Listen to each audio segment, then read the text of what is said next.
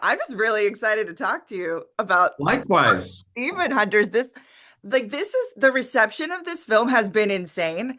And the music alone, like when you heard that it had like 8 million Spotify streams and #1 on iTunes, like what was your reaction? Um, I mean, obviously thrilled, and it's incredibly satisfying, and honestly, really surprised. Not that I didn't think the songs, are of the highest caliber and merit something like that. It's just you can't predict that, and also given that like the goal in these songs weren't just to go make records, but to actually create songs that work in a film context, work in a story context that our characters could sing like that sometimes can work really at cross purposes with a pop song. And that was, we really had a sort of two-sided goal with the project, which was to create K-pop songs that could really hit, but also to make sure that the songs always did something functionally for the story and the characters. And I think I've seen in film and narrative music that those can often work at cross purposes. So I think that was a real goal and a real mystery to find out how people would respond to that. Absolutely. And what you've done a spectacular job because that's one of my favorite things about it. Like even as soon as the film opens and you hear like the very K-pop tone of it, Yeah, yeah, yeah. what the girls are doing and saying is exactly what you're seeing on screen. So it's like Yeah, exactly. like it Exactly. is the musical K-pop mix. And I was like, how did they do this? And especially with some of these progressions, like the golden, those songs are so hard. When thinking of like the progressions of the pre-chorus Yeah. into what they're saying, but also it's like the emotional turn that they're taking. Talk to me a little bit about Yeah. figuring those out. Yeah. I mean, it was so like a really big goal of mine from day one was to like accept the challenge, to create real K-pop songs and songs that would really feel authentic, which, one of the main ingredients to that was Spring Aspers, who's president of Sony Pictures music department. She collected this incredible team of K-pop artists that, we were able to sort of cast each of them like with different roles on different songs. Some people worked on lyrics, some worked on the top line, some worked on production, and like so that that was the goal there. But then as we did that, and actually before we did that, our real goal was to make sure that we found the spot for each of these songs, which you're always looking for, like, where does a character or a story need to sing? And, that's always going to be at a heightened emotional moment or a moment where a character has an epiphany and something changes. Or in the context of this show, which is so exciting, they're a performance group. So there are these key performance opportunities. But even that, what they sang, we wanted to make sure always was on story. So we did a lot of work, the directors and myself, on pinpointing where the songs are, obviously who's going to sing them, and what happens, what takes us from point A to point B. And, it was critical that we never started and ended a song at A. And also, how does the lyric progress? And how does the lyric fit in each character's mouth? Which is a hard thing to do because as a pop song writer, lyricist, you're going for something that everyone relates to, that's global, that's universal, that is in the voice of that writer. And this was sort of taking, working with these people that do that, but then really exploring, like, okay, how would Zoe say that? How would Mira say that? How would this group of people say that? And also, like, what is the subtext of the song? Something like Soda Pop is super interesting because it sounds innocent, bubblegum pop. And like the whole goal of that is for this group that we know are demons, but the audience thinks are the most innocent, naive people, to seduce everyone with this innocent, naive song. But if you actually listen to the lyrics, it's a little scary. Like, I'm going to drink every drop. Like, I'm I need you. Like it's like it starts this sort of parasitical thing, but no one in the audience, I don't think, knows it. And in the story, obviously, the fans don't know it. So, and then something like What It Sounds Like, that song could not be written until the directors, producers, all the creators figured out the end of the film, which took a while. So there were many different songs written in that spot, but then finally there was this great moment where directors had this breakthrough that Rumi, rather than sort of completing the Hanmoon, was gonna just be willing to let it be destroyed and make a new one. And the whole theme of like she's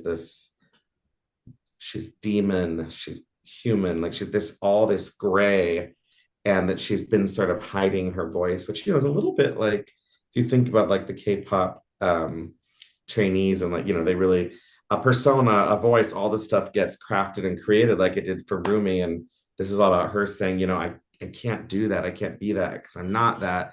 Here's my true sound, and this is what it sounds like, and like, yeah. So that, we just did a ton of work mapping the song spots, what needed to happen story wise, what is the emotional arc of the song. Sometimes we would sort of brainstorm lyric, sort of general lyric prose that we would hand off to the writers. They're just sort of like, hey, this is sort of the kind of thing we need them to say, but now say it in your way. And then, the same thing with production and song structure. It's like, they're not all pop song structures because you learn what the story needs. It's like, no, we can't actually do verse, chorus, bridge, chorus, because that's not where the action is headed. Also super fun on this one was a lot of different call them reprises or callback moments where the songs keep reappearing but in different formats, and characters keep discovering different things about those songs. And so that's a real opportunity to sort of turn a pop song on its head Absolutely. and have it really help with story, but still do that thing that's so important of just like continuing to sort of remind the audience of those song hooks and lyrics so that they leave the theater knowing the songs, loving the songs, and satisfied by the songs. My nephew is 6, and I showed this film to him, and his soda pop, as we are talking about, is malicious, but it was his favorite, and he started I doing love it. Yeah, I love it. I love it. like Yeah, he doesn't even know, but I love that he's into it. yeah, And I love that you said like these songs aren't a typical pop song structure. A lot of it goes back to things we don't do anymore. Like I mentioned, like I call it a pre-chorus. I don't know the actual technical term. yeah, Chorus before the chorus, like with Golden is my biggest one. I was like, I love that it's a big throwback to the way music used to be, and I think that's part of it. yeah, yeah. I mean, I love the Golden Pre-Chorus, first of all. And Hmm. I think, especially in a narrative context, a lot of my favorite songs have a pre-chorus, first of all, but I think it really helps. Often the verses are super expositional, and it really helps the song take a turn so that you can get more universal. Like, because the goal was to create choruses, especially that would speak to everyone and that would have a universal hook. And like a lot of K-pop songs, the choruses are not dense with lyric. Once you get to the drop, it's very production driven and there's a hook. And so we have a lot of that in this film, which means there's a real burden on the verses and the pre-choruses to set it up and accomplish what we needed to Absolutely. narratively. And then, the other thing I think was really important is I think in a lot of sort of musical songs, lyrics don't always flow.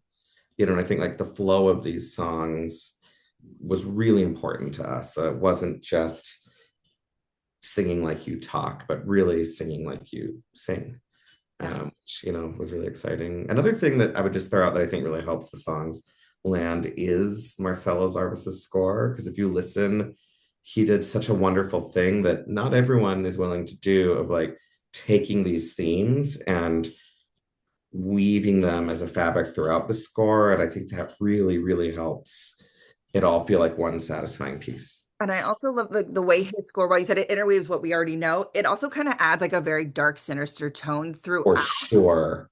Yeah. I'm just like the balance of those two things of like this K-pop world with the sinister of the story and the music, I think Yeah. is done so beautifully.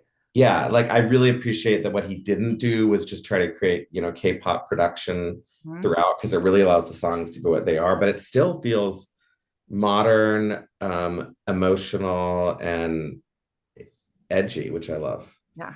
Can we talk about the duet? Yes, free. Oh, it's so good. Like I have not been obsessed with a song like this. I think maybe since like Unsaid Emily from Julia and the Phantoms, like it's been Yeah. forever. And I just like the storytelling, like the way their vo like the way Jinyu like rap sings versus her beautiful melodic singing. Talk to me about like blending those together. Yeah, I mean, again, it's interesting because this was a content, over form moment because it's like we knew that Rumi needed to start the conversation and reveal herself because she was further along. She had more of a vision for what they could accomplish together. And, this idea of freedom from these patterns that have binded them their whole life, just sort of became something that, as I was talking with the songwriters, as we were talking with the directors, it's like that's the thing they're after. They want to be free, they want to escape, but Ginu's not quite there yet. And how do you have someone communicate the intensity of singing without singing? Because like singing even can imply sort of a freedom and like Ginu's cool. Like we wanted to keep him cool and like not, he's not putting on soda pop. Like this is him honest. And so just the idea of that kind of rap sort of as helping him become more vulnerable and transparent without going too far too soon so that he can then be ready emotionally to sing the chorus was the goal there. We have the best songwriters across the film and like Stephen Kirk, Jenna Andrews, Mark Sonnenblick. It's like, something very special that was created there. And I think my favorite thing about it is that hook free that sounds just like what they want. And it's so hooky and it's so catchy. And like we keep building it, we keep adding vocal layers to it. So by the time you get to the peak, I don't know, I just like feel like I'm just sort of bathed in it. And then there became the need for a bridge and for the bridge to really be Rumi being like, I'm here, like, let's do this, come with me, but in a hugely emotional, epic way, also to feature the incredible vocals of EJ Kim. And then you hear Ginu sing free, and you get the sense that she's saying, take my hand, it's open. What if we heal what's broken? And he's really contemplating free, free. Okay, I can do it. And not until the end of the song does he really say, I'm in. Yeah. And what I think is also interesting about that song that was really important to the directors is that sort of like Golden, where they're sort of going after this very binary, almost like immature want of like, we're just going to dominate the world. We're going to seal the Han Moon, demons out, humans in. It's not really a great idea because like, we all have many parts. We have good parts, we have bad parts, and it's only through accepting all parts that we're truly ourselves. Free is sort of like, yeah, we're just going to erase this, right? We're just going to like get rid of this as opposed to own it and vulnerably, share who we are. Gorgeous song, and it's where they're at. But I think it's interesting that that isn't the solution either. True. Were there any songs or song ideas that ended up scrapped? Were there any? I'm sure there's plenty, I but ones that think, you can share. yeah, I mean, I think there were over 30 songs written for the film by the time we were done. Wow. Yeah. And the reason that happens is one, like I said, this is like a really hard thing to calibrate, like something that double functions for a story character, but equally important, maybe even more importantly, just really hits as a song. So it took a long time to find that. The other thing, animation, which is what I love about it, is iterative. So what is true 3 years ago is definitely not true 3 years later. So songs that were created that maybe would have sat really well in the film just couldn't be there anymore because things changed. Or, there's a lot of collaborators on this thing. So something that I felt, was the perfect match for the moment. The directors would hear it and say, yeah, that doesn't feel like our show, our world. And it also comes down to taste. Like everyone had to love these songs. And, I worked closely with Spring, Jojo Villanueva, and everybody at Sony. And it's like, there's a lot of, there are a lot of sort of stakeholders that, needed to love what we were doing, and that gave me guidance, all of us guidance. And, at the end of the day, Maggie King and Chris Appleham's our directors, like they had really specific wants and needs from the songs. So, it was a wonderful, fun challenge. I thought it was really fun working with all these pop songwriters, K-pop songwriters that like, are very much used to like going to a song camp, writing a song, getting it done, produce it, record it. It's like done.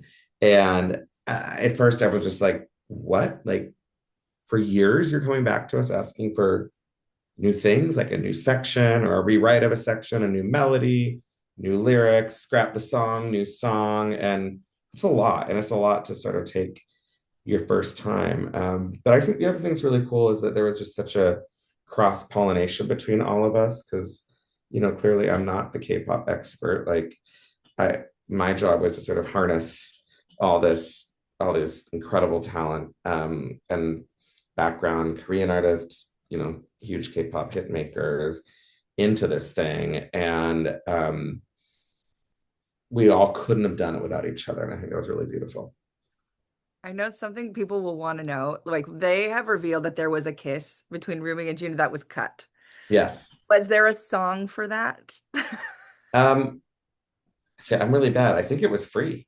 Was it free? That's I what think it was free. Yeah, I think it was like. free, or at least that song moment, maybe before free existed. But I really respect that, Maggie and Chris did not want this to be a story about two people falling in love, Mhm. but two people trying to heal themselves and finding a bond to do so. And yeah, I think they are in love.